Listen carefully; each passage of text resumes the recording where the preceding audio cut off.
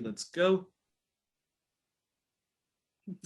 Alrighty. Well, folks, welcome to, hello, folks. Welcome to another edition of 1+1, your place for inconvenient truth-telling and myth-busting. And this is part 2 of my conversation with Nora Loreto. Nora is a independent freelance journalist from Canada, and we're going to be talking about feminism and other issues. She's also co-host. Yeah, she's also a union activist and co-host of the topical Canadian news podcast Sandy Nora, that she co-hosts with Sandy Hudson, who is a member of Black Lives Matter Canada, and she's the author of a new book, Take Back the Fight: Organizing Feminism for the Digital Age. So, Ms. Loreto, thank you for coming back on such short notice again, and I really appreciate it. Yeah, no problem. And now, we were talking yesterday, but I'm not going to get too deep into it, but we were talking a little bit about the debates around the niqab and the burqa. But what I'm going to do is instead of talking about that, because I think it's better to sort of dedicate a whole program to just that, because we might get derailed from talking about other important things that's related to the book and related to the stuff that we were talking about yesterday. So I won't get into that, but just briefly, if you can, pitch to me why we should tolerate why we should tolerate if someone chooses to want to wear the niqab burqa. Yeah, well, we don't have any laws on clothing, do we? I think we have no. I don't know. You're based in Canada, so I think you would know much better than me. So. Well, are there? I don't know. I don't know about Belgium, but in Canada we don't have any laws on clothing, right? I mean, you can't impersonate a cop. You can't wear a disguise with the purpose of committing a crime, but there's no other limits on your clothing. I mean, there's some indecency rules, obviously, and some rules related to can a woman go topless or not. And in most parts of Canada, they can, though don't. And so in that context, I just don't understand why the state would have anything to say about someone wearing niqab if the state doesn't have anything to say about someone wearing a horrific bathing suit on the beach. You know what I mean? There's just there's no justification for it. There's no precedent for it. There's ways to look at safety legislation, and should you wear a tie around a machine that could choke you? That's a totally different conversation. But in general, society is comprised of people who express themselves through what they wear, and I think that the widespread mask wearing has actually, I think, opened a lot of people's eyes up to why some people would wear niqab, why it's actually a very effective and useful thing to wear.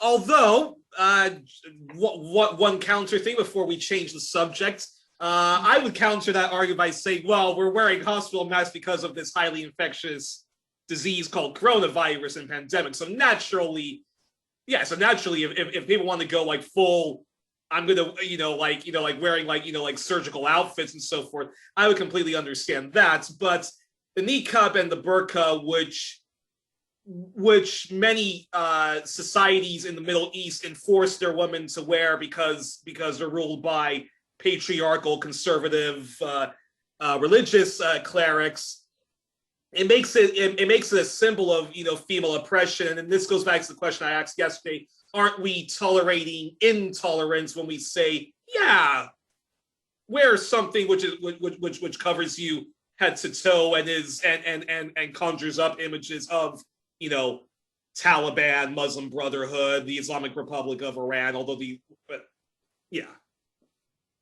Yeah, I mean, I said this yesterday. In Canada, we're not Iran, we're not Saudi Arabia, we're not Afghanistan, and the question is, what is the source of patriarchy? Is it a woman choosing to wear something that makes someone uncomfortable? No, it's the control that a woman feels that they must wear whatever item of clothing we're talking about.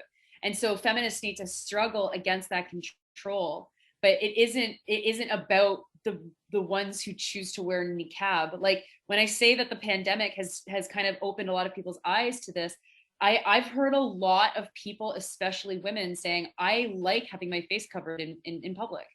And we can then talk about the security state and why activists actually should be thinking about having our faces covered more often when we're going outside. And so, the sure, we can look at niqab as being some sort of symbol from another part of the world where there's oppression against women, but we live in a different part of the world where oppression of women looks very different, and the tools are very different. And I don't see why we would mix them up, especially when niqabis themselves are the ones saying, like, leave me alone, I want to wear this. Like, there's no political intervention to be made there, right? The only political intervention would be, I'm being forced to wear this by a family member. But by and large, that's not the case. And then there's the whole other reality of a mainly white society having an obsession on something that is worn by a fraction of a fraction of a fraction of the population. And that becomes very Fair dangerous. enough, yeah. It has nothing to do actually with people who wear niqab. It's just that's the symbol that we've chosen to focus on. And so in Quebec, where we had this law where the government was trying to make it such that you could not be given public services if your face was covered, which was ridiculous because people pointed out, like, we walk on the bus all the time with our faces covered in Quebec because it is cold outside and most people cover their faces in the winter. That's the only way to be outside when it's minus 25, right?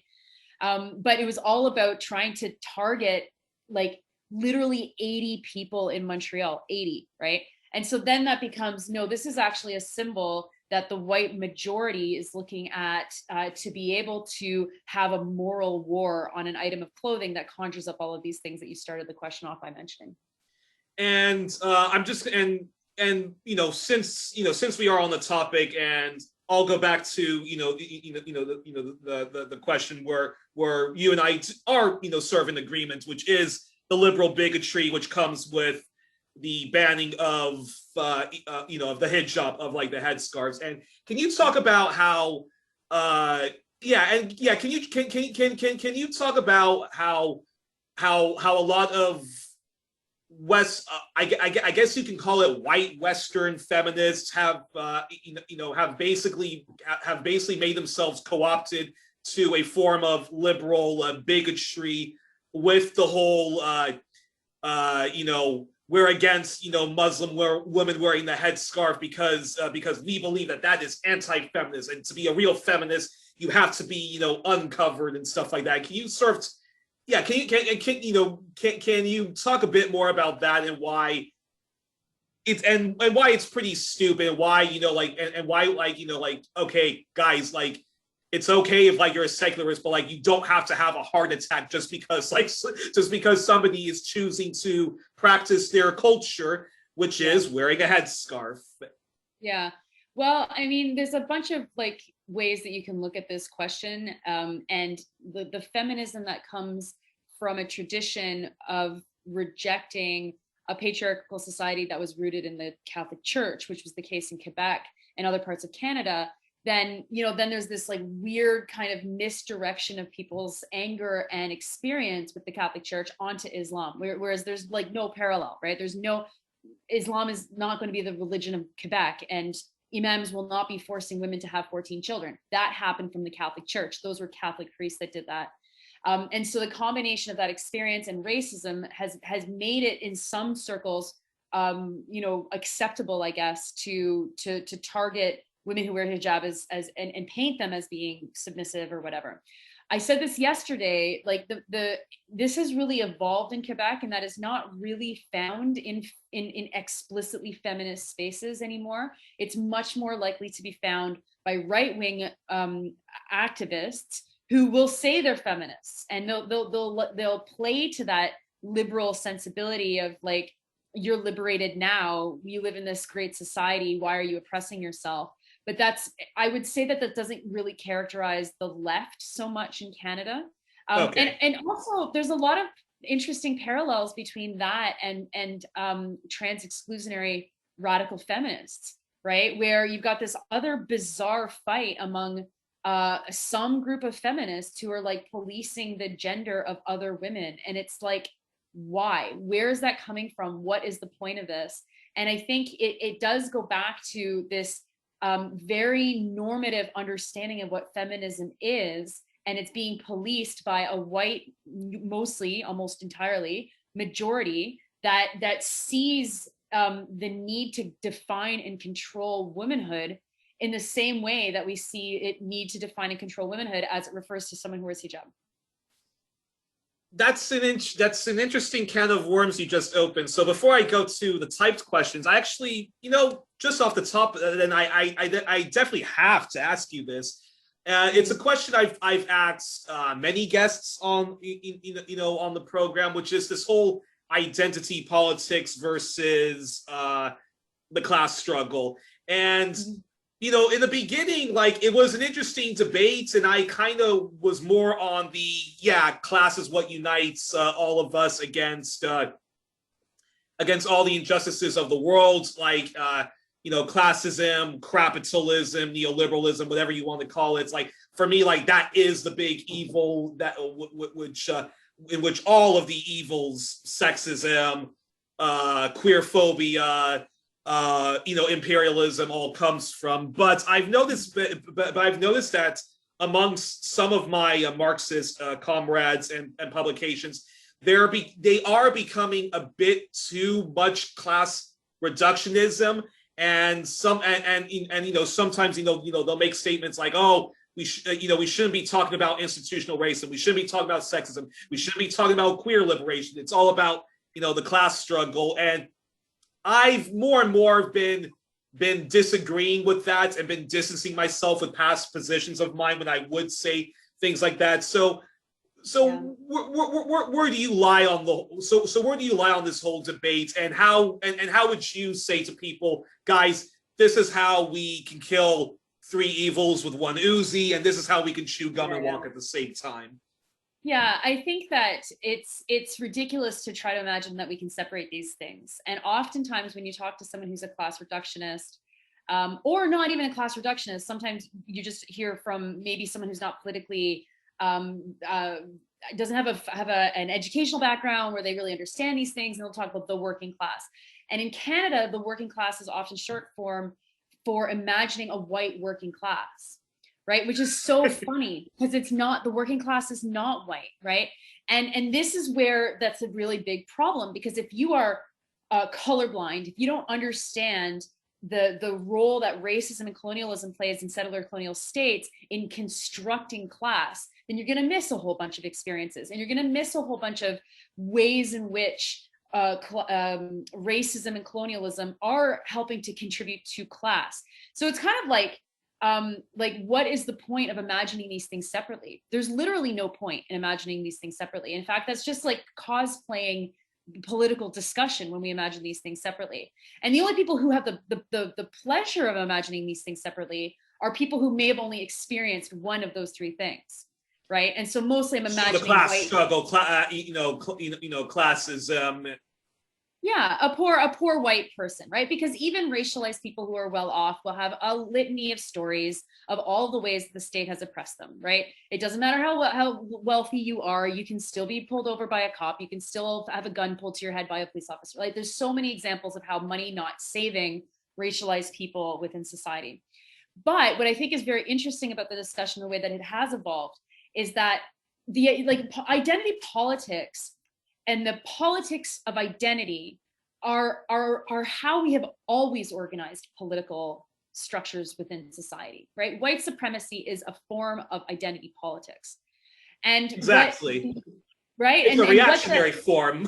Sure. Because queer liberation, women's liberation, the indigenous anti-colonial struggle, that's, I mean, I hate the term progressive, but that's very much, revolutionary, and that's trying to address the grievances of marginalized people at the who have been oppressed by the state, whereas white supremacy is the complete reactionary to all of that. Yeah, totally. But there's still all like, but I would say like the politics of identity is a neoliberal concept, because it boils people down into the identities that they hold, whereas liberation based on people's identity is quite different. And if you're talking about radical organizing, there's not a single radical space that might be a closed space to people who are queer or a closed space to people who are Black. That is not having discussions about class all the time. Like literally, you're not, because poverty is going to come up as an issue. Food security is going to come up as an issue. Housing is going to come up as an issue. So class is always present in these discussions. But what liberalism and what has done has tried to pull the identity away from the material conditions to create a completely fake discussion on being able to separate these things out. And a lot of left-wing people have bought into it, which is a big problem. And so then you have discussions like, well, the fight for queer marriage is like a bourgeois fight. And it's like, yes, it kind of is. And we can have that discussion. It's an interesting discussion to have. But that's not radical politics. Fighting to have yourself like seen within like the oppressive structures of society isn't a radical struggle. It's a struggle against the status quo to perhaps expand liberalism to accommodate more people, right? So we have to be very clear about what we're talking about. If we're radical people, for left-wing people, that to even entertain disentangling these issues from one another is to admit that we don't know the history, we don't know the context, we don't know the way that these things interact to create all of the problems that we all agree need to be solved. And so yeah, it's like part of me wonders if those debates happen among people who just haven't had enough experience, like doing the really on the ground organizing, where you can just see all of these forces colliding and injuring people in these ways. Because even if you're doing that in a completely white community that's poor, colonialism is always there. The colonialism is always a discussion that we can be having. And whether or not you are seeing it and you are having it, like that depends on how open you are, your experiences, what you know, the people you organize with, and that kind of thing. But the only option then is that you deny these things and then you focus solely on class, which is just such a, it's like building a car and trying to run it on one wheel rather than four. Well, I mean, and just a quick follow up to that. I mean, I don't get it, because at the same time, these mainly white male working class people who talk all the time about the class struggle, the class struggle. And I completely agree with them on. I think the moment we abolish capitalism, that is basically killing that is killing all sorts of evil with one stone. That being said, there are unique ways of how the state oppresses people. Talking about just talking about feminism alone, you've had you've had the working class, the union movement, who fight for $15 minimum wage, the rights to an 8-hour work week, and all sorts of workers' rights. Yet women were always excluded from that. Yeah. And women who need paid maternity leave or need childcare, need support from the state once they have a child and they're going to be taking time off work and would like to get back in the workplace. That's a very unique form of discrimination that a lot of women face. Like, a lot of women, the moment they get pregnant, and if they choose to keep their child, or if there's no even option because of because they don't have reproductive rights, then you can't just say to an oppressed woman, "Oh, don't worry, once we get rid of the capitalist scum, everything's going to be all hunky dory." And then of course, when we talk about heteronormity and the issues that queer people face, that's a unique form of discrimination in which they're marginalized from almost every single community because of the prejudice towards attraction to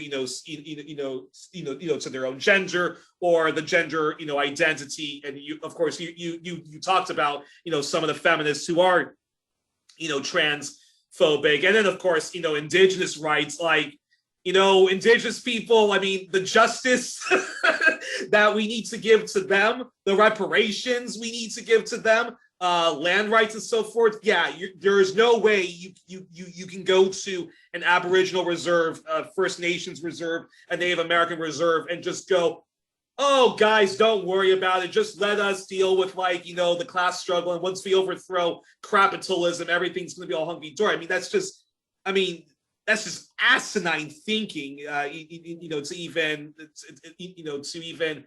engage in class reductionism, right? Yeah, no, exactly. And it's like, in Canada and in the United States and in other settler colonial states, capitalism is absolutely tied to colonialism. And Yeah. if you get rid of capitalism, you still have colonialism, right? Like that's the problem. If you get rid of capitalism and you have a democratic control, let's say, over our economy, it's still a majority control. It still is potentially going to replicate the colonial structures, the racist structures, right? Yeah. So like these are so important this is such an important thing to understand. And I think like I've seen the class reductionists in Canada like really disappear. It's not an argument that I'm seeing very much anymore, except in Quebec, where in Quebec, a lot of radical socialists, white radical socialists, really struggle with what the anti-racism and the decolonial struggle looks like at the same time. But in English Canada, I'd say that a lot of these kinds of realizations, I think, have like been made. And so then the question is more like, okay, so then what does this all mean? What does this look like? What do we struggle against? What does solidarity look like? Those are a lot more difficult because they're actually putting into action, right? And that's where you make mistakes, and that's where you waste time, and that's where you have debates over the tactics, the strategies, or the whatever your goals. But it is very interesting to see this debate now in Quebec, where there's a lot of people that are very like on the radical socialist left that are like, this is an American concept. This is not how it works in Quebec. And we have to focus on class, although it's packaged in a little bit of a different way. And anyway, I am happy to see evolution in the Anglosphere on this question. Although that being said, I'm not hanging out with a lot of brocialists, so maybe I've just been like self-selecting myself away from these conversations. Well, yeah. I mean, yeah, and I, the last point I would also make to those who want this rift to even continue of identity politics versus the class struggle, and who may be well-meaning people, but they are falling into class reductionism, is that, like, as a Black person and looking at the civil rights movement, not when it started in the 60s, but going all the way back to Paul Robeson and the We Charge Genocide movement. I mean, during the progressive era of Teddy Roosevelt, Black people were excluded, women of all races were excluded, and of course, Indigenous people were excluded. You then get to the New Deal, Black people across the board and immigrants, particularly Latino immigrants and women, again, were excluded. And which was why many people, Martin Luther King Jr. Had to. I mean, he started the Poor People's Campaign trying to unite all the races. But what he was trying to say to, but what he was, when he started to speak out more against the Vietnam War, was that, hey, yes, you've given us the Voting Rights Act and so forth, but we're still excluded from this new society, this great society that you're trying to build. So totally. Changing gear a bit, I wanted you to talk to us about we were talking yesterday about how imperialism has co-opted feminism to wage criminal wars overseas. And can you talk about how can you talk about how you can't really be a feminist and support any kind of imperialism or militarism? Sure. I mean, that's also kind of obvious to me, although I appreciate that it's not obvious to everybody. The idea that war in the way that it has been waged in 100 years. I mean, maybe theoretically we can have a feminist war. I don't know. That might be for another discussion. Yeah. But the way that war has been waged for the last 100 years, 150 years, violence against like gendered-based violence is absolutely at the core of how war is waged. Yeah. It is it's a tool, it's a weapon, and militaries are built on violent gender-based violence. Like they're based on violence, right? And these are patriarchal societies, so none of this is surprising. And so, you know, right now in Canada, we've got this huge crisis where like it seems like every member or senior member of the armed forces has like charges against him for sexual assault, and they're all kind of coming out in the last couple of weeks, right? Yeah. And it's interesting because it's like, okay, so at what point do we then say, wait a minute, maybe the problem is literally the structure, is that the structure supports and promotes the advancement of the most violent men amongst it, right? So there's no foreign conflict that is being waged for an altruistic reason. That's obvious. People need to understand that. That even when we walked in to liberate Iraq, like there wasn't a single Iraqi that we were liberating. We were getting involved in a conflict, and there was our side and other sides, and we were fighting people over those sides. And so the idea that we could like liberate anybody in the world through war is completely ridiculous. And you know, this is where I think internationalism is really, really important, and for left-wing people to be listening to movements on the ground and hearing what those movements want, and then acting in solidarity with the people in those movements. That's the only way that liberation is possible, right? People have a path to their own liberation in mind, and there might be lots of debates about how to achieve that, but I've never really heard like a left-wing liberatory demand of like, you know, come and invade my country, right? There's obviously some like there's solidarity in terms of like asking for arms or asking for help militarily to fight back maybe an occupying force.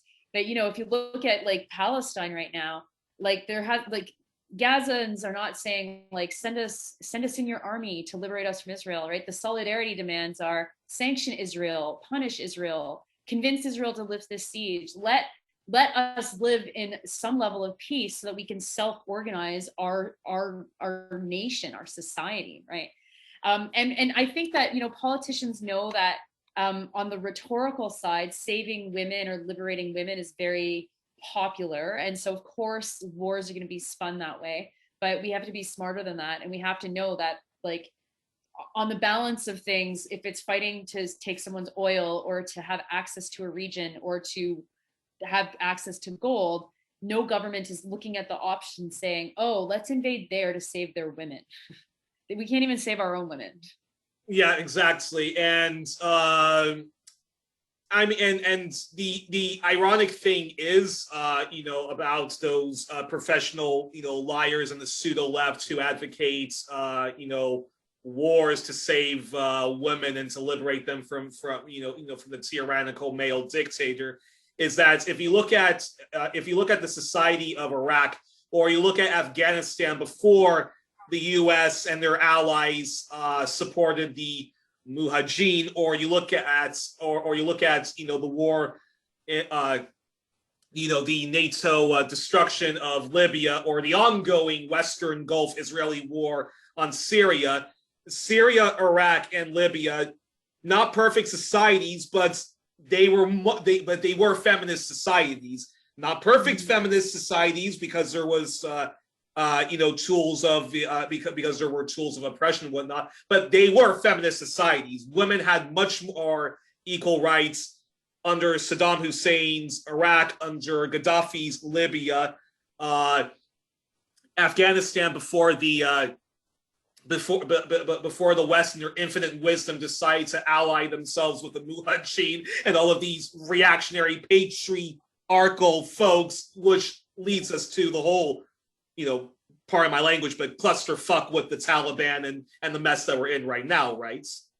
Yeah, exactly.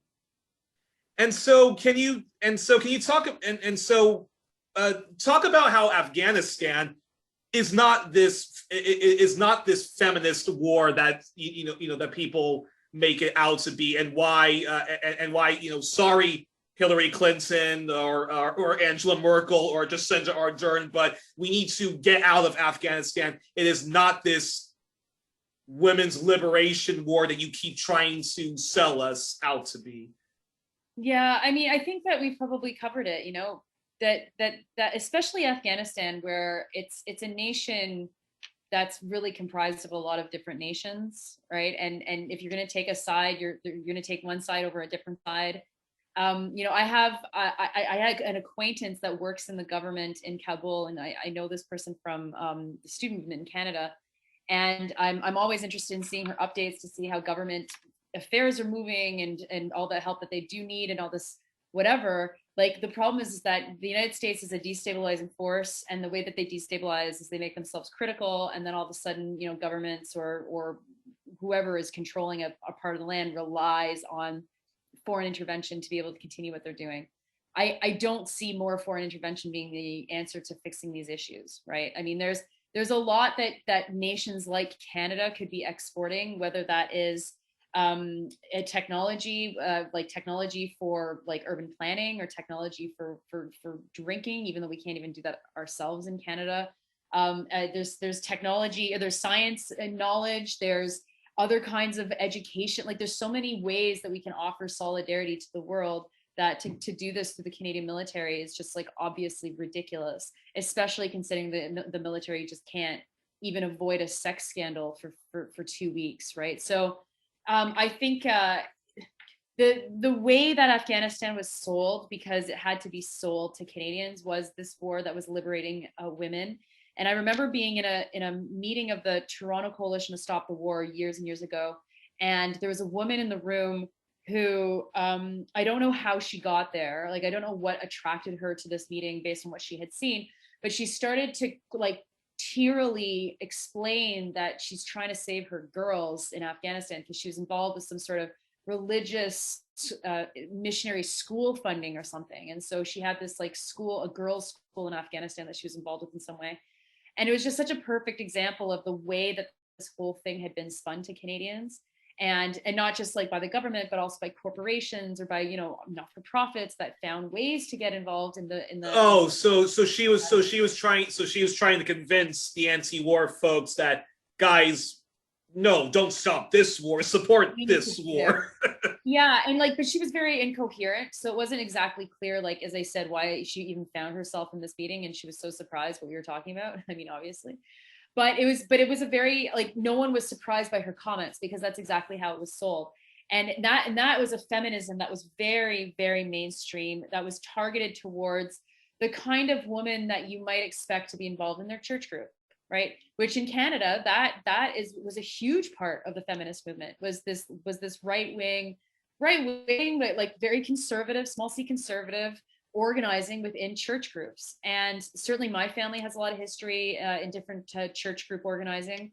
And that's also certainly a big way that rural women in this country, rural white women, had networks and got skills and met other white women.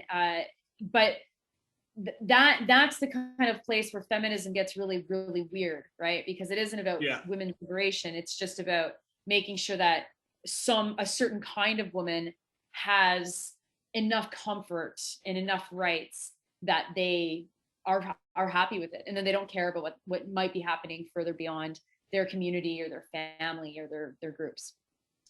Yeah, and I'll just say one last thing about Afghanistan is that, and I'm pretty sure the CBC and the Globe and Mail, not the Golden Globe, the Globe and Mail and other and other, you know, corporate media, state media publications probably also completely omitted the fact that the reason why the Taliban was even there was because of Western support and because of our allies, the Saudi Arabia, and of course Pakistan's military dictatorship and deep state, all of them patriarchal, all of them very anti-feminist. So you can't, so again, like, you can't call yourself a feminist and saying we're liberating them when the Northern Alliance is engaging in systematic rape and child abuse. And you know, Justin Trudeau and the ghastly Chrystia Freeland can't call themselves feminists and be supporting an unjust economic system, which is capitalism, and then of course arming Saudi Arabia to the teeth in their war on Yemen, and of course supporting Islamist front groups and non-existent moderate rebels in Syria. and Yep. Libya for that matter. So, Mhm. so when we talk then about the military, now, yeah, actually, wait 1 second. Yeah, so when we talk about the military, which also engages in systemic rapes and so forth, and even the Canadian military themselves, as you mentioned, is engulfed in in all these sexual assault. I mean, basically, there's a sexual assault epidemic happening in the military. So I know you and Miss Hudson are abolitionists and would like to see the abolishment of the police and prison. And I find missing from a lot of the people power movements and those social racial justice movements is the calls to abolish the deep states, the Secret Service, the military. And can you talk about how, as feminists and broad people power movements, one simply can't separate those issues, and if you are going to call for community control over the police or abolishing the police, we also have to call for the elimination of the deep state and the military. Yeah, it's funny. When I agreed to do the second half of the interview, I knew I would be killing my possibility of writing my next article, which is on the need to abolish the military. I think that the military is a lot more nebulous in terms of like the direct impact that it has on people in Canada, which is the only reason why a lot of people aren't like saying abolish the military. But I think if you were to ask any person who's active in defund the police movements or whatever, they would say, yeah, absolutely. Like, I don't know anybody that's like, oh no, the military is necessary, but the police are not. But it is a question of like the role that the military plays in Canadian society is quite different than what they do outside of Canadian society. So like inside of Canadian society, the military provides like kind of an interesting, exciting opportunity to young people, including a lot of young racialized people, to learn whatever the hell skill that they might be interested in learning, right? Whether it's seafaring or I'm not sure what. Certainly, I was just at a bakery yesterday, and the guy who's working the cash was telling me that he was a military pilot, and I was like, oh wow, so now you're working a bakery, you don't want to be a commercial pilot? And he just looked at me, he's like, no. I was like, cool, that's great, right? So the military, like it has like, where when I grew up, if you were a teenager, there was literally nothing to do that was like an extracurricular that wasn't cadets. Cadets was something that just everybody did. And it wasn't really like the military connection wasn't as obvious as it really should be. I mean, it's obvious, they're all wearing military uniforms. But I know so many people who got into the military because we lived in a small town. We had an armory in our small town, and that we weren't far from a forces base in Borden, Ontario. And so cadets was like what people did. It was like as normal as like you did the Boy Scouts and then you became a cadet when you were a teenager. And so because of that, I think that a lot of people have like a softer relationship with the military. They don't see the military like in all of its like gruesome like glory in the same way that we see the cops, right? Like the Ontario Provincial Police shot and killed a baby this year. The military, they probably have two, but we don't know, right? Like that's not the news that we hear. So I think that there's more of a proximity gap to the military that does not exist with the police. But as I say, like I have never heard anyone separate these things out either. And so I do think that we need to talk a lot more about the military and how absolutely unnecessary it is, and how absolutely we need to abolish it. And not just abolish it, but like really abolish it, like have nothing replace it. There's no need. Yeah, I'm for that. I'm definitely for that. Especially, you know, when we talk about the climate crisis, when we talk about climate change. I mean, you know, the military are the biggest polluters, and you simply cannot be an environmentalist, let alone an eco-socialist, and support any kind of, you know, militarism, imperialism, even if you do have this stupid idea that like, oh, Canada is a peacekeeping nation, and NATO is a peacekeeping nation, and the United Nations, like we're like it's a peacekeeping, like I mean, that's BS, but no, but like, no, you simply cannot, you simply can't be an environmentalist and support any kind of militarism, just like you can't be a feminist and support any kind of militarism. Yeah, exactly. But do you think the reason why so many people have this, why so many people in Canada don't have this negative view of the Canadian military is because of the propaganda that Canadians think that they're a force for good in the world? We're the good cops to America's bad cops. We're the good version of America, and we were the nice cousins to the British Empire. Like, do you think that's what?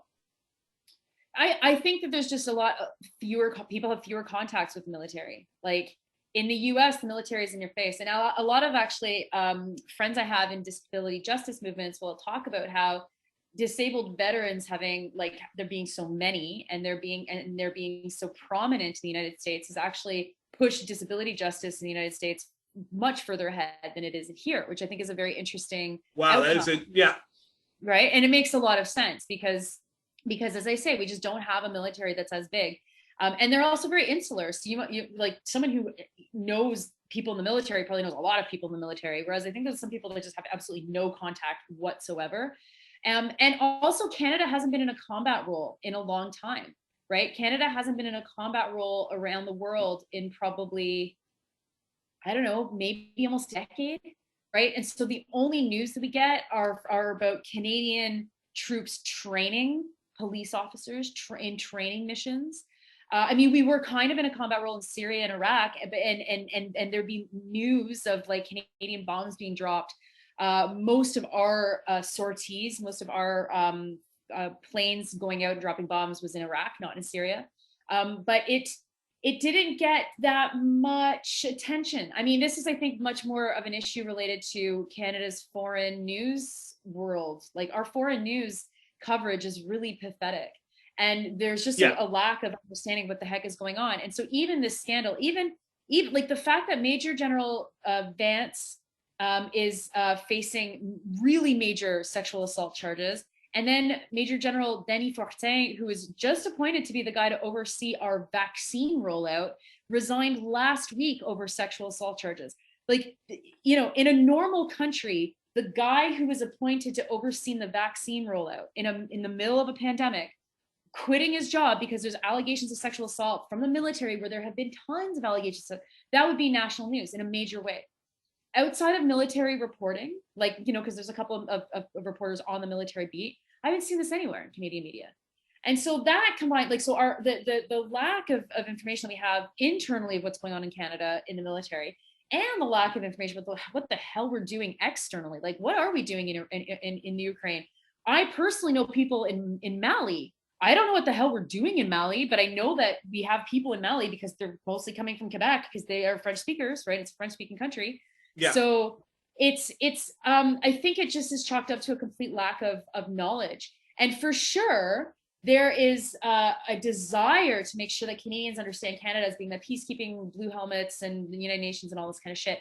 But I think that that's much more from my childhood. I don't actually think that that's been replaced with anything. I think that there's just no discussion about the military rather than, oh, our military is great. The only time it happens is every year at Remembrance Day.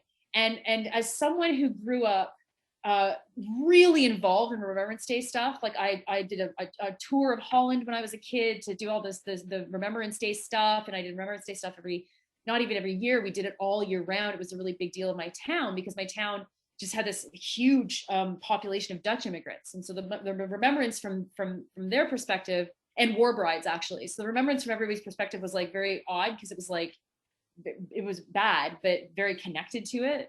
Like I had a friend who would talk about his parents being in the Christian resistance in Holland and having been sent to Auschwitz. And I remember like being 10, and that was my kind of interaction with war. Those kinds of myths are still very, very, very strong. But as we get further and further away from World War II, Remembrance Day has turned into this completely meaningless bunch of shit. And the people that talk about needing to remember are just so full of jingoistic garbage that it's like, what are you writing? Like, this has no basis in anything that happened in World War I or World War II. And I wrote an article this year that said, that was, the title was, Canada's poppy warriors need to fuck off. And, you know, you'd think that that would be the kind of article that people be like, wow, Nora, like, you need to chill. That's really not cool, right? I didn't get a single negative comment on that article. Like, not a single negative, like, people were like, yeah, they need to. So I think that the winds have really changed about how, you know, the bottom half of generations in Canada react to war. And I think that politicians know that. And that's why they don't talk very much about what Canada, there's nothing to be proud of with our military. And so they don't really promote it to be proud, except around Remembrance Day. And the last thing I'll say about this is the one thing that we do hear about a lot is veterans' mental health, and the fact that a lot of veterans come back to Canada, they've had extremely traumatic situations, and then the Veterans Affairs and the Canadian government like does nothing. They just leave them, and they have no services and no support.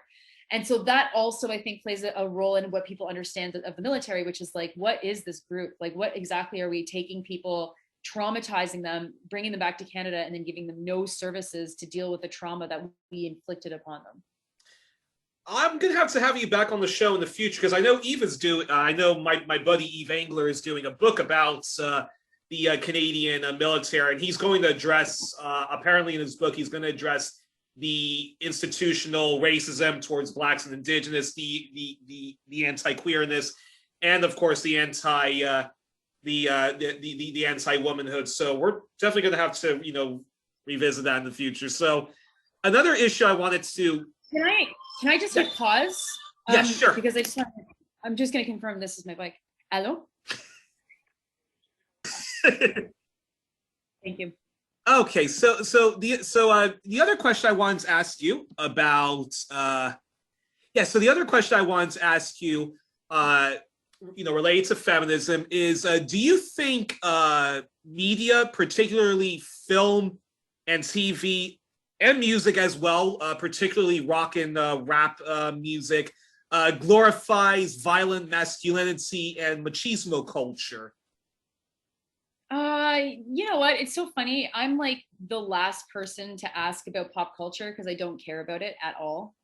Okay, interesting. I think it's just not my thing. I mean, I think that, like, for sure, pop culture is a way, and not all of it, but it's a very powerful way to create consciousness, right? And so, is there going to be patriarchy and toxic masculinity and all this stuff in pop music or pop culture? Like, obviously there's going to be. That's one of the most powerful ways that you're going to be able to continue to reinforce these messages.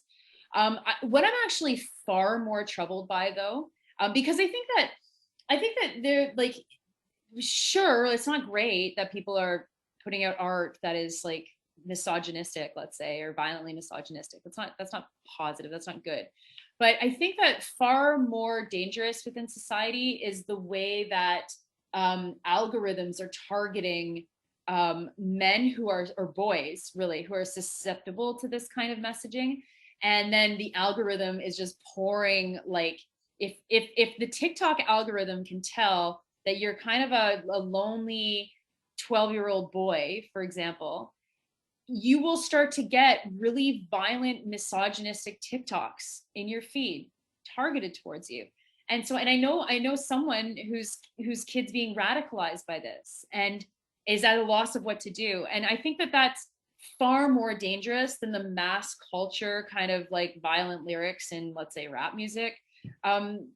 Because I think that's a trope, or even metal music and the encouraging of like mosh pits and stuff like that, and rock music in general. Well, I mean, I was really into the punk scene, and I mean, it's funny because I don't recall much, like, ever being turned off of the music for it being violently misogynist. The spaces were, but the music I don't remember at all being like, whoa, I can't listen to that band because they are really misogynist. Yeah. Because oftentimes you don't even hear the lyrics, right? Like, this is like the thing about so much music, rap or metal or punk. Like, you don't like, it's like, whoa, cool, that rhymes, right? You're not like, yes, I'm like totally gonna repeat everything that they're saying. You're just like, wow, that rhymes. That's sweet. That's like rhythmically in line with the music, I like that, right? And that's fine. That's totally fine.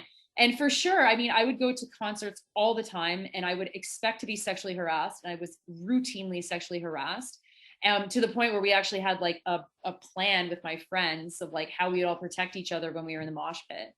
And like, I think that that's just like Wow. kind of like, that's a survival mechanism for living in a shitty society.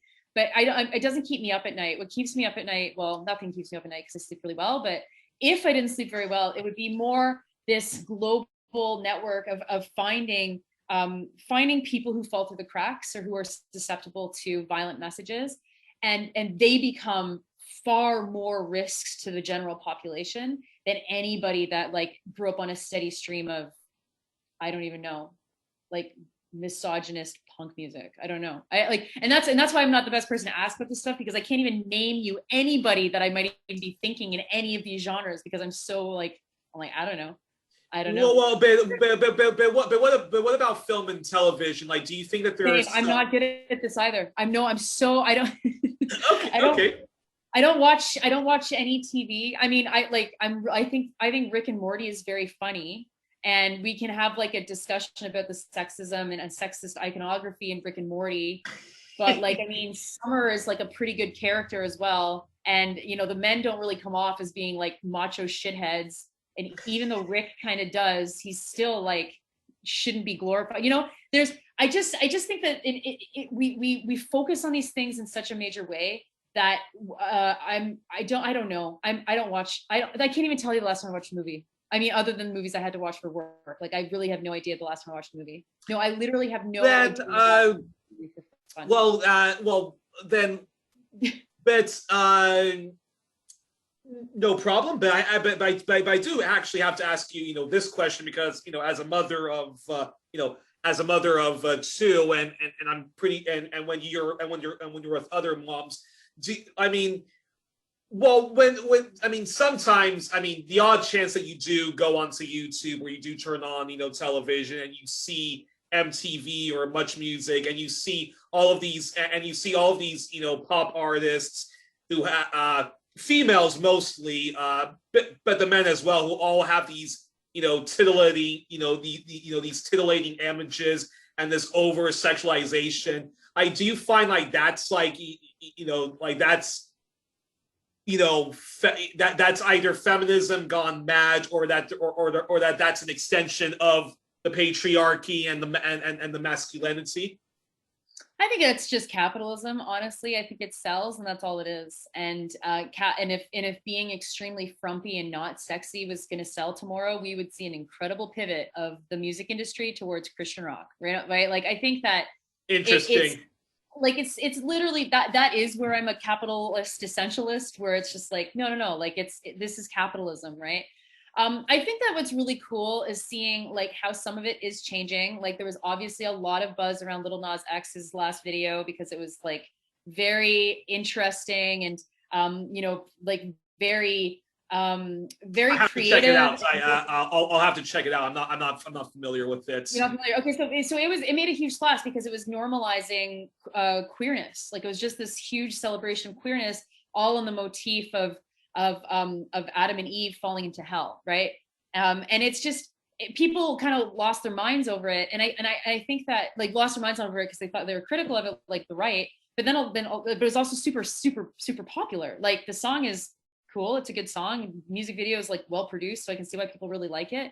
But I think that that's kind of like a really good example of how the internet is allowing people to buck the norm and to get their stuff out. And that's really important, because capitalism often, like, I don't know if Lil Nas X would have ever had like the chance if he hadn't made it on a like social media first, right? So that's very interesting to me. Like, going forward with that is very cool. But I mean, like, it's just so far from my existence, like the sexualization of like pop singers. I just have no. My kid thinks Justin Bieber plays for the Montreal Canadiens hockey team, right? So like, they're just so out to lunch on any of this stuff, and it's possible that I'm gonna create two little completely confused teenagers who'll be like, "What the hell world is this?" But I mean, I don't know. Pop culture and I are not the closest of friends. I mean, I asked this question to the Canadian playwright Dora Title, because I was asking her, you know, if she thought it was a bit of a pity that so many female artists and incredible female artists, like there's a lot of incredible female artists in pop music and EDM music, too many to list, you know, to list off the top of my head, even though I've written them all down. But a lot of times, like when I see their performance, I think like, why do you have to be so titillating? Like, why does it have to be in a skimpy outfit? Why does it have to be in the bathing suit? Why does it have to be in in your underwear? Because those images go out to little girls who think that they have to be overly sexualized, and you see that, and you see that in the media, and I just find it incredible because a lot of feminists denounce pornography. Yet you see Beyonce, Miley Cyrus constantly like in these constantly showing off their their female organs and so forth. And I think to myself, well, isn't what we're seeing right now on MTV and so forth, isn't that soft pornography at best? Yeah, I'm much more concerned with how the gender binary is being enforced on children. I'm far more concerned by the fact that if you go to a park, anytime you go to a park, every single little girl has to have something that's pink on them, and it's just like, and this is not, it's not their parents deciding this. It's like literally, if you buy girls' clothes, it has to have a pink something on it. Yeah. And then you get into this, like, and then the little girls' clothes, like their shorts are too short for them to be able to climb without you seeing their underwear, or like there's just very not functional clothes. They're wearing dresses, they can't hang upside down, whereas the boys can do whatever they want because they're just wearing shorts and a t-shirt. And that's very concerning to me, because it isn't about what you're influenced by in pop culture. Like, you literally cannot get away from this. Like, you cannot get away from this. You buy clothes anywhere, someone gives you clothes, and you are stuck in this incredible gender binary that is like, what the hell is this? Why? And parents that I've talked to over the years lament this all the time. They're just like, yeah, it's really brutal. We can't get out of the pink. Like I really wanted to find a brown dress for my kid. Can't even find a brown dress, right? And it feels way worse than it was when I was a kid. Way worse. It's like just over the top gendered toys, dressing, clothes, and all this kind of shit. And I think that again, that's capitalism, because you can sell double the amount of clothes, because you can sell, if a family has 3 kids and 2 of the kids are girls and 1 kid's boy, you can't pass the clothes on because it's really hard to put a boy in like the frilliest pink shirt, right? T-shirts, there's fitted T-shirts for little girls. It doesn't make any sense. And so I don't, as I say, I don't watch pop culture well enough. I don't know what kind of messages young women are getting from that. I imagine it's not great, but it's just not something that I pay any attention to. But certainly seeing it as a parent, it is really shocking to see how like absolutely all-encompassing these gendered, the gendered binary is being imposed on children. That being said, I'm also constantly surprised by seeing teenagers here completely expressing themselves as genderqueer. Like, I'm seeing genderqueer teens all the time.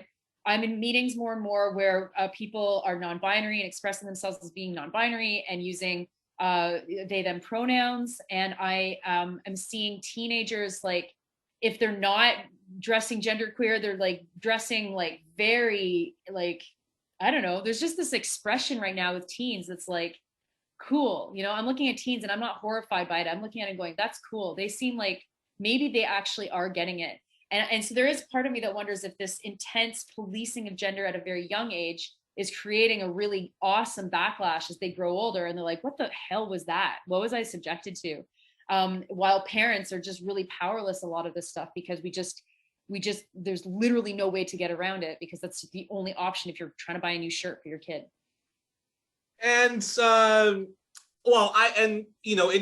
terms of what kind of messages are coming out of pop music, I certainly don't like the over sexualization, that's just, that's just me, and I don't even, and I consider myself a fairly socially liberal person. Although I will say, I think it's great that there's a lot of female female artists in general in music, and a lot of them in general, I think, do put out very positive messages about like friendships and having, self-respect and so forth, and taking, and using music as an escapism for people. And so that I think is very positive. I just wish that they didn't have to do it with flashing and all that stuff, but yeah. It's not my thing either. It's not my thing either, right? Like I'm not yeah. But then what's your opinion then on pornography and and stuff like that? Like, are you one of those feminists that would like to see it abolished, or you're not too concerned over over whatever perceived negative impacts that it apparently has on men and other people? Yeah, I think like I mean, I see obviously that there's an addiction side to all of this, and I think pornography addiction is probably a really big problem where it exists. I don't think it's a big societal problem necessarily, but I do know that like if someone has a pornography addiction, it's very hard to break that addiction, and that's too bad. But it's also not a world like I don't care. I don't care at all. I as someone who's online all the time, like I avoid pornography pretty easily, and I don't really like I don't think I've watched pornography probably more than once or twice in my entire life, kind of thing. But is that like, very gendered as well, though? But like can women, like, are women more able to not engage with pornography compared to men? That, I mean, that would be an interesting study in and of itself. Yeah, I mean, maybe. Like I don't know. The only guy I know well enough to know that like is my partner, who also does not watch pornography at all and has never watched, like, it's just not something that's really been in our world, our sphere at all. In fact, the kids like were watching a cartoon online not too long ago, and they hit something that was basically pornography, and they're like, mom and dad, and partner like had a heart attack, right? And I was just kind of like, whatever, like they'll have no idea what the hell they just saw, like who cares? But my partner was like, oh, what the hell was that? But I mean, it's on a website, like in the pop-ups pop up. I mean, it's not a huge surprise, right? But yeah, I don't know. I have no moral objections to it. I don't care enough to really to have much of an opinion on it. I certainly don't have any negative feelings towards people who participate in it. I'm glad that it's not in my life, to be honest. It's not like, I don't know if I would have a different opinion if someone I loved had an so you're not dancing on the graves of Hugh Hefner and Larry. No, I don't care. I don't care at all. And in fact, I listen to, I mean, a lot of feminist thinking, a lot of the best feminist thinking comes from sex workers. And so when we're talking about sex work and sex workers, I mean, that's where I'm like yes, and kind of I'm like all ears and have no opinion beyond these women, these men, these non-binary people who are engaged in sex work. Like, they are, like, listen to them, they're awesome. These are really great, important perspectives. Talk about that. I'm interested in your opinion, because I'm sort of agnostic. I'm sort of neutral on that, on the whole legalizing prostitution or continue to make it illegal. I'm sort of neutral on the whole thing. Like, I see the pros and the cons of both arguments, but so that being said, yeah, share with me your views. I'd be interested to know. Yeah, I have absolutely no problem with people who sell and people who buy sex. And in fact, this is probably where I do have a bit of an opinion on pornography, where the problem with porn is it's like totally virtual. At least sex work is real life. Like, at least there's actual humans engaging in something.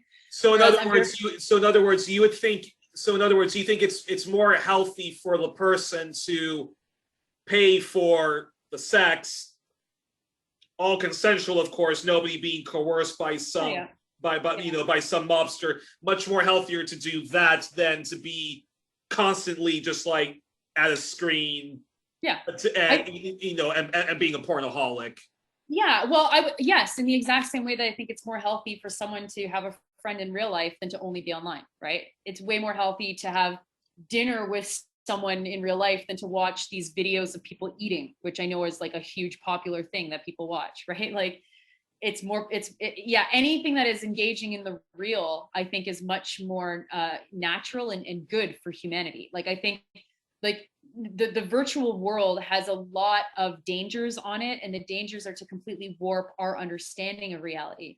And anything that we do to poke through understanding reality through the internet, I think is really important.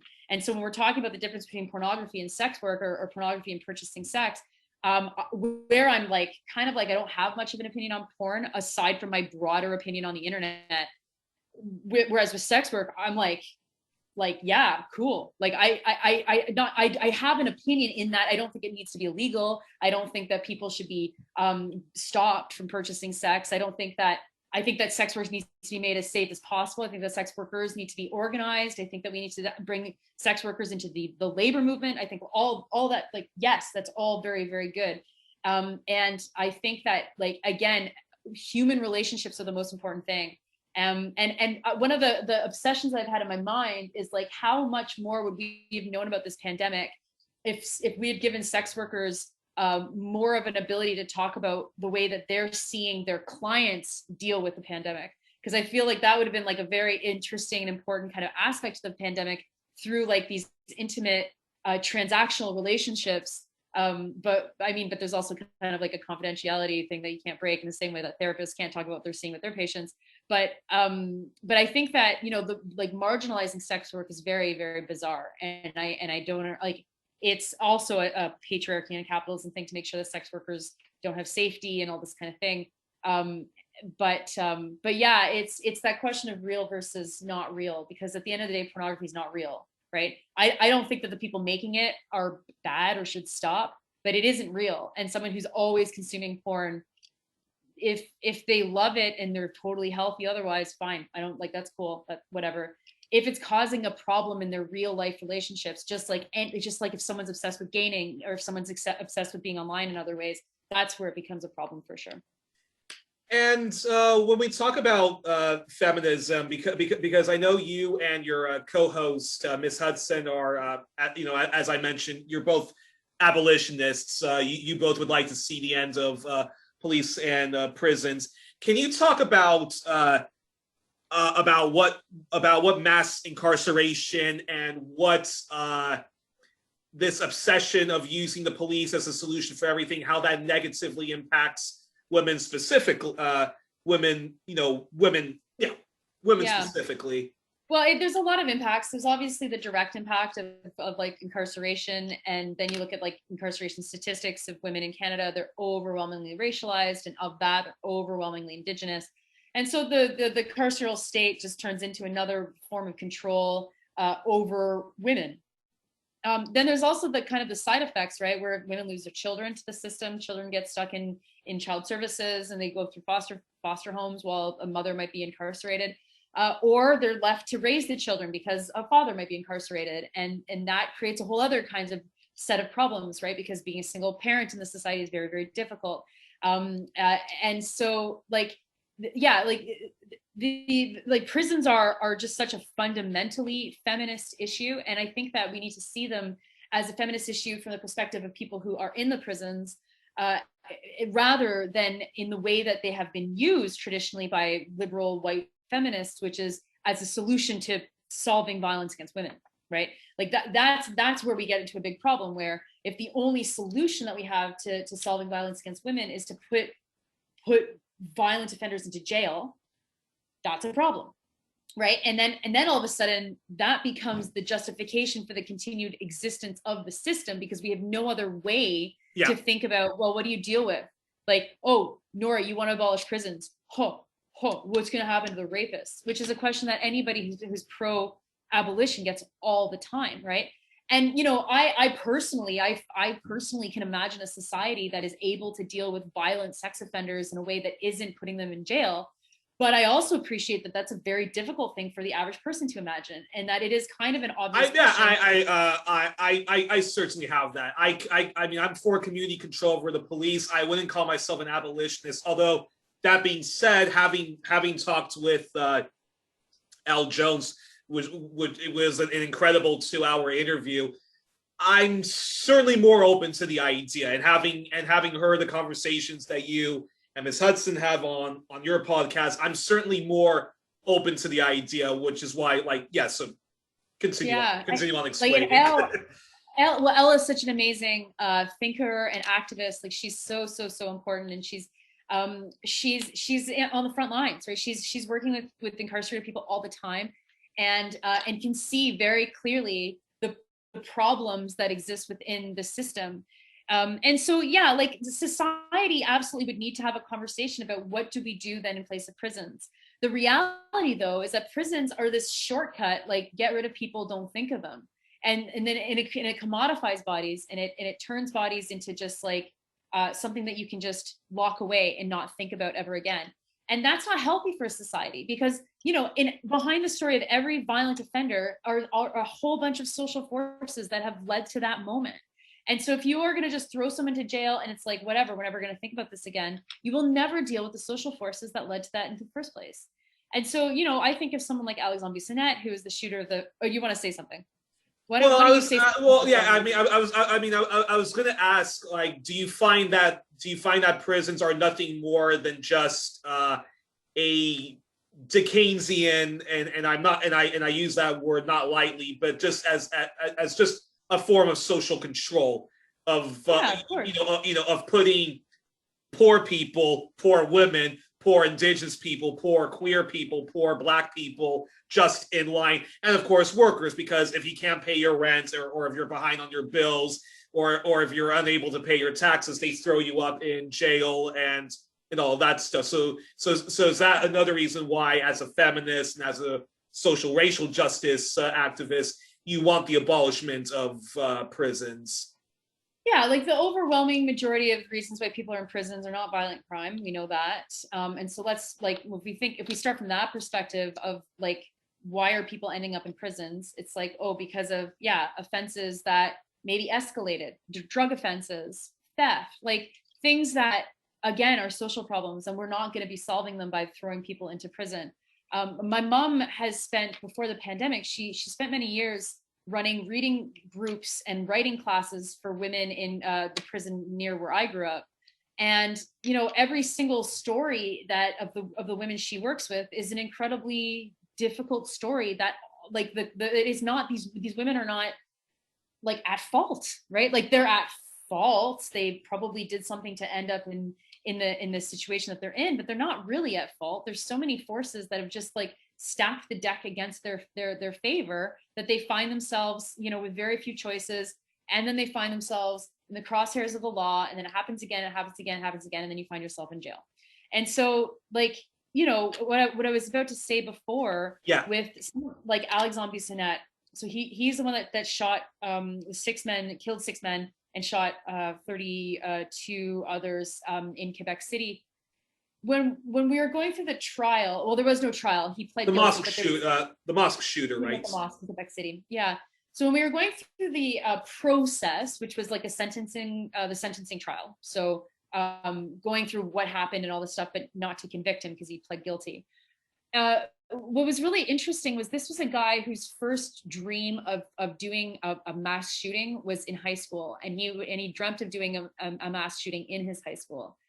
And he was never a healthy guy. I mean, when you start to think like that at 16, you're just not a healthy person, obviously. And so he got increasingly unhealthy, falls into addiction. But the whole time he's training with firearms. He's got access to guns. He's training with firearms. And like, I was wondering the whole time, like, at what point do we say, why didn't his parents say, you're spending a lot of time at the shooting range, and I've never seen you go and hunt a deer. What's up with this? Like, what is going on? But it was always just so focused on him and this obsession that he had to do a mass shooting, and then his radicalization to the far right, and so why it became a racist mass shooting. But it's just like, you know, this is a society where we easily, like, the warning signs were like so obvious that he was already in a whole bunch of different systems that should have been able to identify this and intervene. And at the end of the day, like, family members not intervening and saying, like, why do you have these like high powered guns? You're not using them for anything but practicing shooting. What's going on in your mind, right? And so again, like, we create violence in society and police create crime. The prison system is to just pretend that we're dealing with these criminals, right? And we're not. We're just throwing them into these really horrific situations where they become abused and subjected to violence. And a lot of them leave these facilities in a way worse state than they were when they went into them. And how is that at all good for anybody in society, especially them and their families? What would you say to?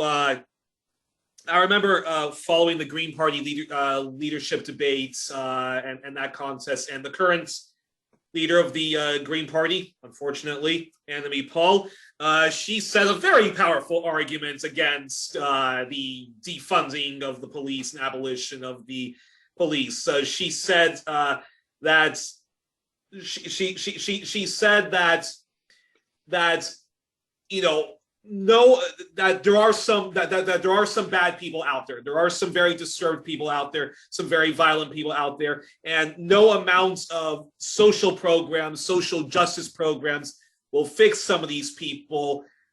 Therefore, ergo, not for defunding the police, or certainly she wasn't advocating for even abolishing police, yeah. But certainly she was not for defunding the police. What what would you say to people like her? Because there are many people that think like that's in. Sure. Again, even I sometimes, and even I subscribe to that line of thinking. Sure.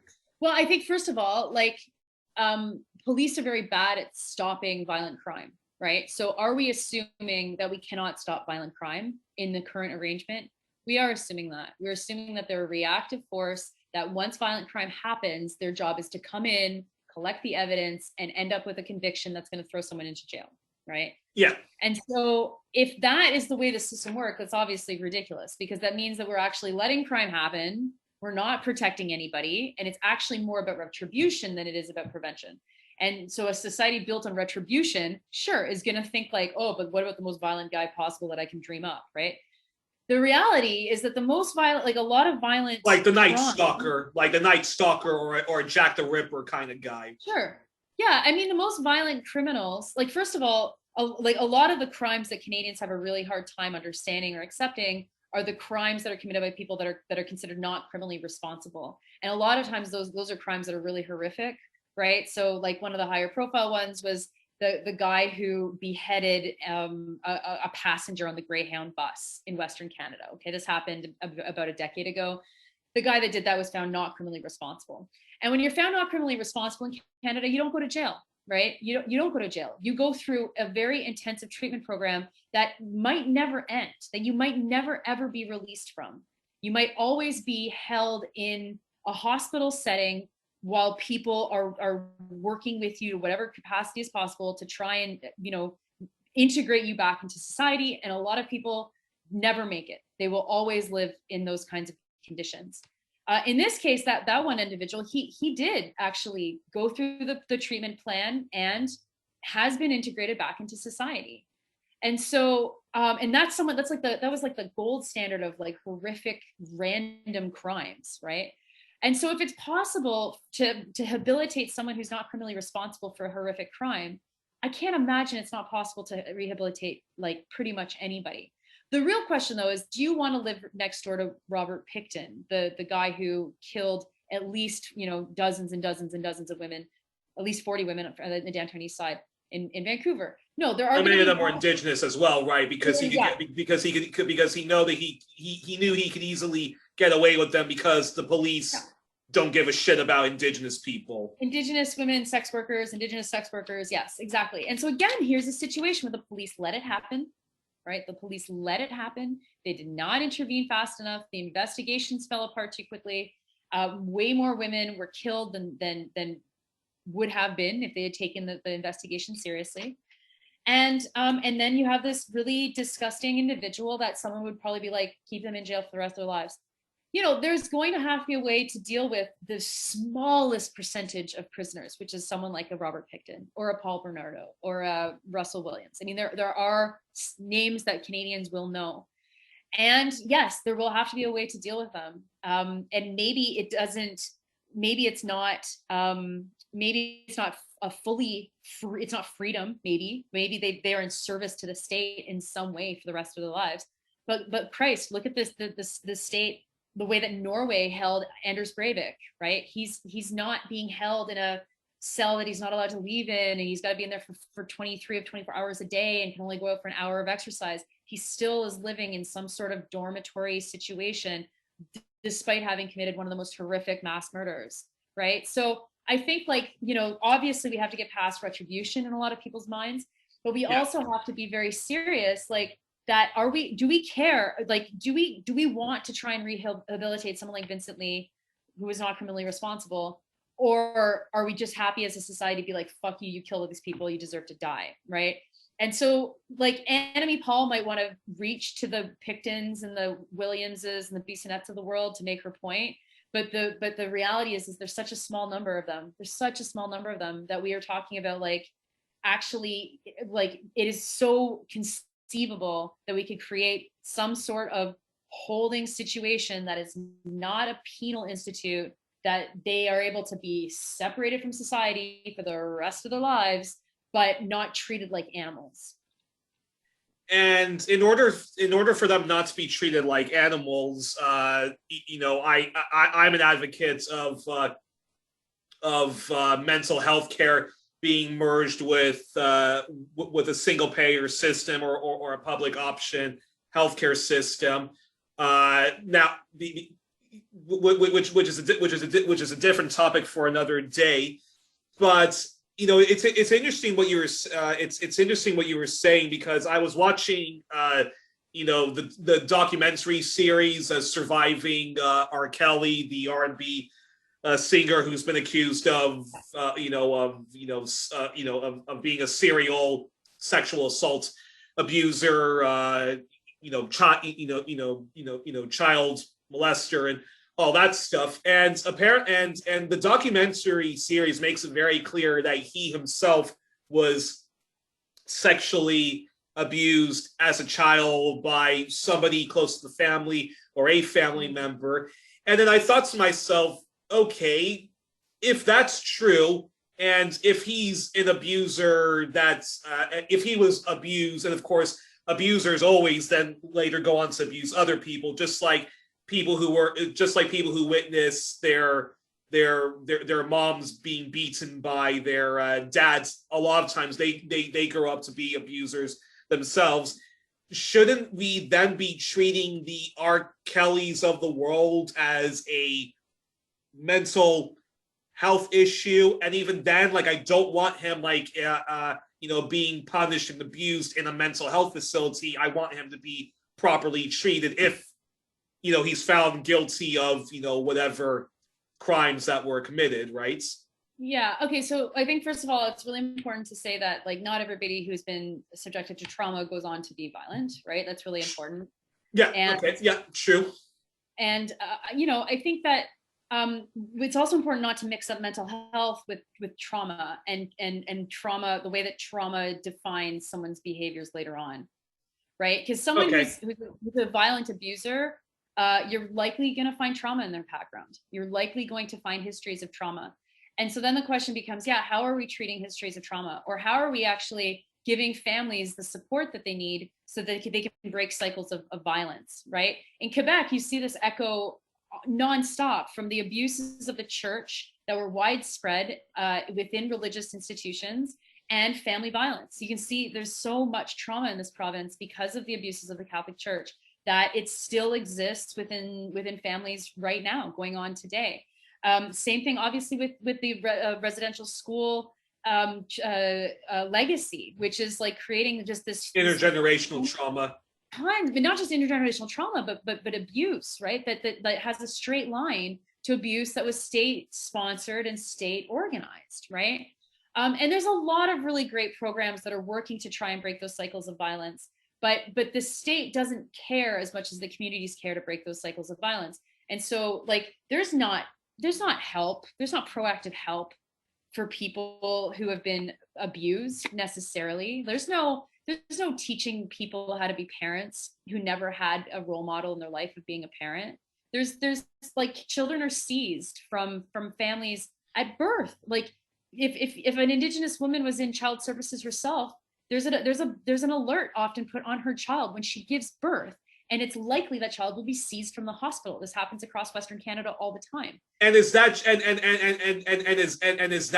is that mostly because they're being punished for being poor most of the time, or just heaven forbid, once upon a time or if this person is struggling because of addiction, because of that trauma that the state takes away the it's not even that. It's not even that. It's literally, if you were in child services, you've got a flag on your file, and that's how the system has evolved to see you giving birth. It had no statement on where you're at throughout your pregnancy as an adult or anything like that. I mean, there are situations obviously as well where someone will give birth because they're in the system already, they'll have their child taken from them. But these are carceral responses to social problems. And the only thing that the state knows how to do is how to make these situations worse. Stealing someone's child, putting that child into an abusive foster family, taking away children from parents and not giving them any of the skills or the tools that they need to be able to get their kids back, paying people way more money to take care of someone's child as a foster child than paying that parent to take care of their own child, right? Like we are so far away from the actual solutions that of course people have a hard time imagining like utopic solutions, but there's really basic interventions that need to be made instantly in this country to stop these cycles of abuse, and Canada's not interested in that, right? And then in this situation, the prisons serve a purpose because it allows the state to justify their continued colonization and criminalization of Black people. And then it tells the white majority, these are people you need to fear. These are people who are violent. You don't want to live in this neighborhood. You don't want to live near someone who's stealing your bikes all the time and all this kind of stuff, right? It's the structures of our society are so deep that they are formed to create violence, and they're formed to create criminals. And they are not interested in uncreating that violence, uncreating these people. So then a follow up then. So somebody like in R. Kelly, should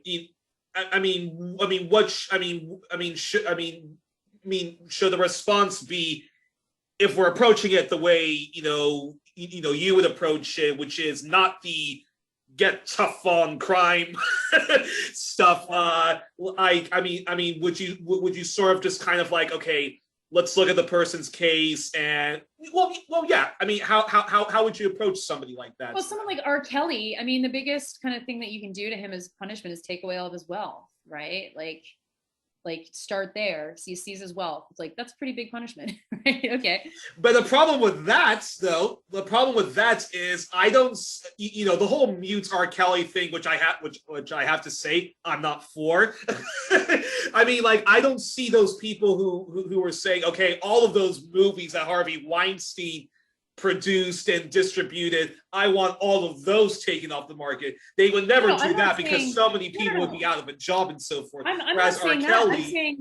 I'm saying take away his money, take away his mansions, the stuff that he has currently, right? I mean, that's number one. The guy loses all of his shit. Okay, so that's pretty useful. That's probably a pretty strong like way to deal with it. But then the question is like, what does rehabilitation actually look like? And that is going to depend on individuals, right? And that is going to depend on individual circumstances and what their trauma look like and what the violence that they perpetuated on other people looks like. And then that also requires working to whatever extent the victims are interested in working on this, because of course it's not going to be universally the case that they have any interest in this at all. But trying to find out ways that you can understand the level of their violence and the impact on the people that they hurt the most. And is there any way to pay a restitution, pay being financial or not, pay restitution to these people, right? Like I remember I had a friend of mine, we were talking once, we worked in downtown Toronto. We were talking about how often pedestrians were getting hit by drivers in Toronto. And in Toronto, the maximum fine if you hit and kill someone is about $600. And my friend was saying to me that her father had hit and killed someone in Kenya. because he was driving every day past a road where all these workers would run across the road to try and get to the factory early so that they can get the ships, because whatever, right? And the punishment that her father in Kenya was subjected to was he had to pay the family of the man for the rest of his life. He had to always give them a sum of money every year, right? And it was like there's a connection then to like you're never going to replace someone, and money is not the best kind of restitution. Yeah, I was that's exactly what I was thinking. It's kind of like the people who it's kind of like the people who say we can't it's like the people who are anti-death penalty and saying prison's a much better punishment for it. But you do have families who are advocating the death penalty and say like I want the son of a bitch or whatever, like 6 feet under. But of course, but at the end of the day, this person is paying for the rest of his life for what he's done, right? Paying this, in this case it's financially, but you can imagine ways that you can pay for this for the rest of your life that's not financial. And compare that to a $600 one-time fine in Toronto and no criminal charges because it was just an accident, because people are expected to die on the road all the time. I mean, it just, again, the Canadian legal system is so inadequate and so full of holes that we often, I think, in Canada assume that it's really good. And then it's like, okay, so the status quo is really good. How do we make it a little bit better? It's like, no. The status quo is actual total shit. And you're not talking about how to make it a little bit better. But what we have to start doing is undoing the harm that the system is causing in the first place. And then actually, like, some of the problems go away instantly. And then what are the problems we're left with when we start to undo the harms that the system itself is perpetuating on people? I have to ask this one last question then, and it's all about feminism. So, Me Too. Now, I have my issues with Me Too. I'm not a huge Me Too fan. I'm certainly not a fan of like the current Me Too leadership who all supported, Joe Biden, one of the most anti-feminist politicians and current presidents that the United States has ever had. But I just wanted your opinions on Me Too before I express one of my criticisms I have for them. And I have to go soon because we're running out of time. But I will say, like, Me Too is just a classic internet campaign. And it's built on the idea that victims or survivors of sexual assault have the right to their own stories and have the right to condemn and call people out. And I think that that's very important. And it's also very important that, in an age where people feel so alone and so much shame for having experienced something like that, that they are able to find other stories that might look like their own, and they can say, oh, wow, I'm not alone. Not only am I not alone, but this is actually quite normal. So that's all great. That's all like very, very important. Where Me Too has an obvious limit is that you cannot fight the patriarchy through an internet campaign. You cannot fight sexualized violence through hashtags. Like, it's like just literally not possible. You need to have physical presence, bothering or threatening politicians to actually have fundamental change start to be made. And no amount of the Harvey Weinsteins of the world going to jail is going to change any of that, because that's the narrowest kind of justice possible. And if anything, Me Too showed us that there is no way to have justice in these individualized one-off scenarios, that the true justice is when someone is able to get a job and to not face sexual harassment while they're trying to get that job, or where someone is just living their life and not facing gender-based violence just for living their life, So it was a flash in the pan. It's interesting. It's given us a cultural moment to talk about these issues, which has been very important. But in my book, I'm very, very critical of Me Too. Oh, fantastic. That's another motivation for me to get the book. My only problem with Me Too, before I wrap this up, is I'm not an advocate of social media vigilantism, and I still believe, like, hey, innocence until proven guilty is just as important as calling out alleged or non-alleged rapists. So Ms. Loreto, before I let you go, I have to ask you a very quick questionnaire, and don't worry, it'll be very quick. A hero of mine. I love it. I'll do the questionnaire in 1 sec. I just want to respond to this though. One of the things that I do think is very interesting it's one thing, like online vigilantism is something that we can have a whole probably conversation about, and I think that there's a lot of reasons to be very concerned about it for sure. Yeah. But one thing that I think is really important is like whenever there's a story of sexual assault and then there's a response. So if I'm accusing someone of sexual assault and they respond to me, we get the answer often through that exchange. It's usually not that black and white. I mean, it's usually not that gray. It's usually actually quite black and white, where it's like, yeah, that seems like it probably happened. Because not only is it just on one person, and someone else like, I had the exact same experience with that guy. I also had the exact same experience with that guy. And then all of a sudden you start to realize that, no, of course there's a pattern here. There's a pattern of abusive behavior.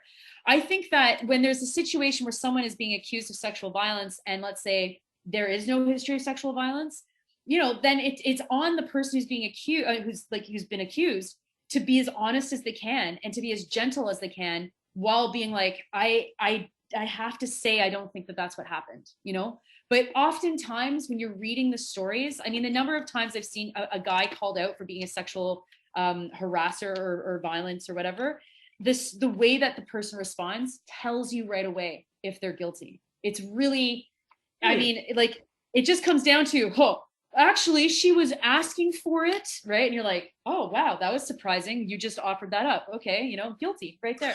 And I think that we've pretended that it's a lot more gray than it really is. And of course, there's going to be some stories that are gray. But I mean, I've read enough sexual assault stories to be like, no, that's for sure obviously what happened, to what extent, to like greater or lesser extent. And the reality is there's just not much punishment actually out there. So like the men who do get accused, I mean, it's uncomfortable for sure. But they're not the ones that are going to be like suffering from this. Like if someone is suffering so much that they're going to say, this is what happened to me, and let's say they're fully lying, it comes out. It always comes out. It comes out in the wash through certain ways that people are able to look into stories and say, wait a minute, that's not exactly true. And by and large, what does come out is that the person is actually got a pattern of abuse, and more people are like, oh yes. It's like having a bad boss, right? It's like saying that person's a bad boss.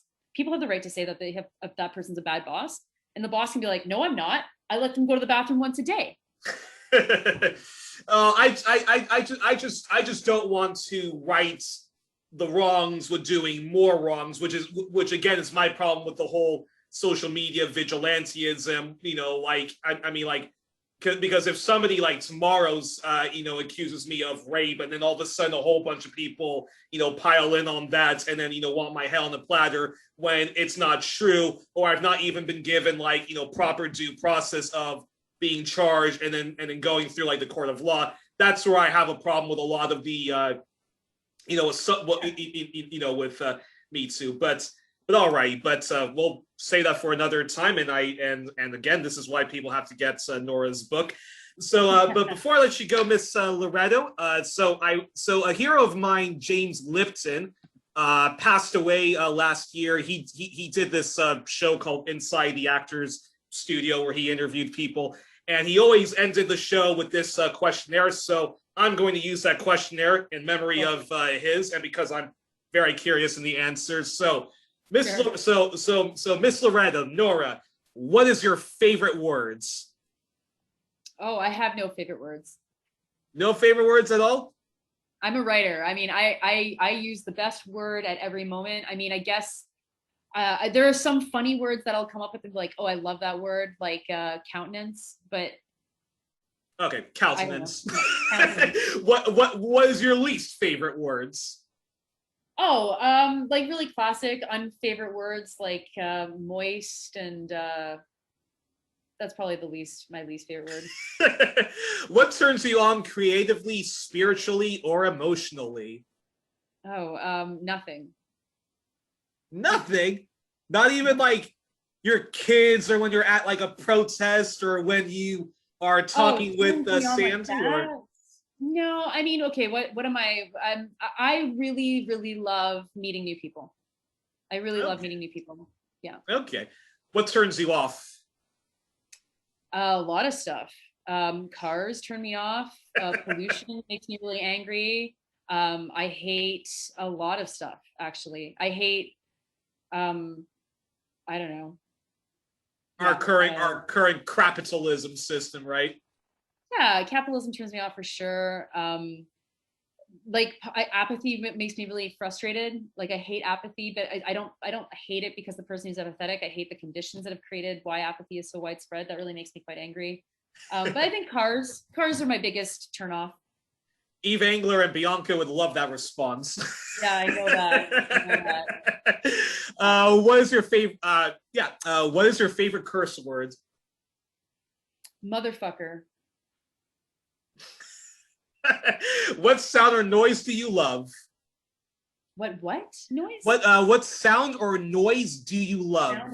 I thought you said southern noise. It's like southern noise. What noise do I love? There's a I mean the chord progression to the New World Symphony by Dvorak, like the famous theme. I don't think there's anything that's more beautiful than that.